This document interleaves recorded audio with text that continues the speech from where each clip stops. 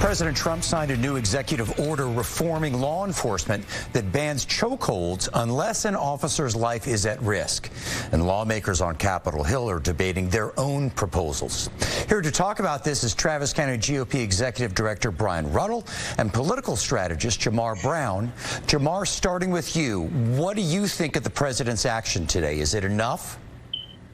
Well, no, absolutely. I don't think that it's enough. I think that there are a lot of opportunities for us to make sure that we are reforming the police department in a way that where they're not militarizing the public. They took oath of office to protect and to serve our community. And so I think that there's still more that can be done around some of the legislation that is in Congress around banning chokeholds and no-knock warrants and things of that nature. And so taking a militaristic law and order approach is not always the best way, but I think there's more that can still be done to reform the police and also reform how police execute their daily work. Brian Ruddell, how does the president find that balance between reforming police while also being pro-law and order? Well, I think today's executive order was a great first step to help gain confidence between police and the communities that they patrol. I know that many police officers are put into very difficult situations every day, and they perform admirably. By creating a national database to really report police misconduct, President Trump is working to ensure that these bad officers cannot play musical chairs jumping from department to department.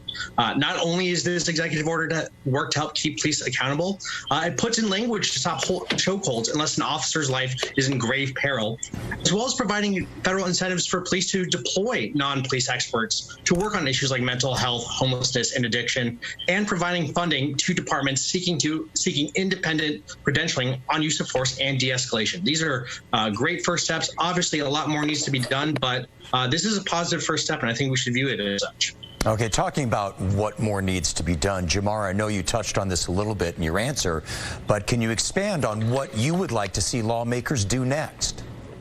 Well, I think there's some reforms that need to happen both inside police departments and also outside police departments. There are a lot of socioeconomic pieces that, like Brian said, we are taking some critical steps forward, right? We need more funding and support around mental health awareness. We need more work around healthcare.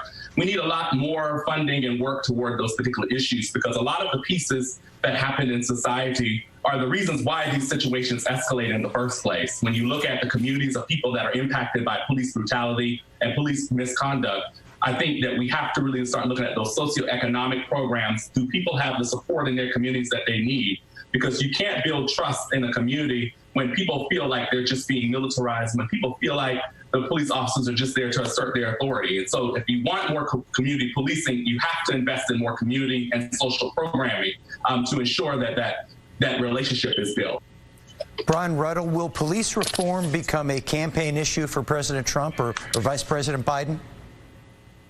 I'm personally not envious of the position that the Democrats are on this issue. I mean, on one hand, they have the author of the infamous 1994 crime bill leading to the mass incarceration of African Americans and other minorities leading their ticket.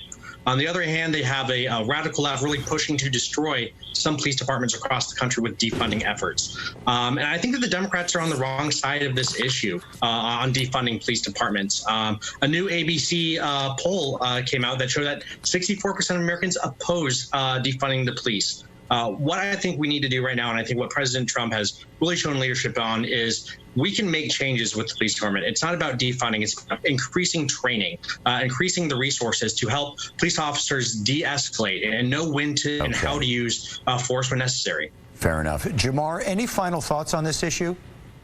Well, I think one of the things that Brian brought up around the defunding, I think for me, looking at how do we reform the police department, and, defund has been a thing that's been out there. And one of the things that's important is to make sure that we are able to divest funds that police have been able to use to make sure that they built departments in the way that they have. And so looking at divesting funds to what Brian is talking about, then we have more training, we have de-escalation training, we have more cultural competency training, et cetera. And so I think that we need to look at this as an opportunity to divest funds and move them to what we actually need them for, so that we actually can reform the police department and create safer and stronger and trustworthy relationships. Okay, all right, we got to wrap it up. Jamarr, Brian, thank you both very much.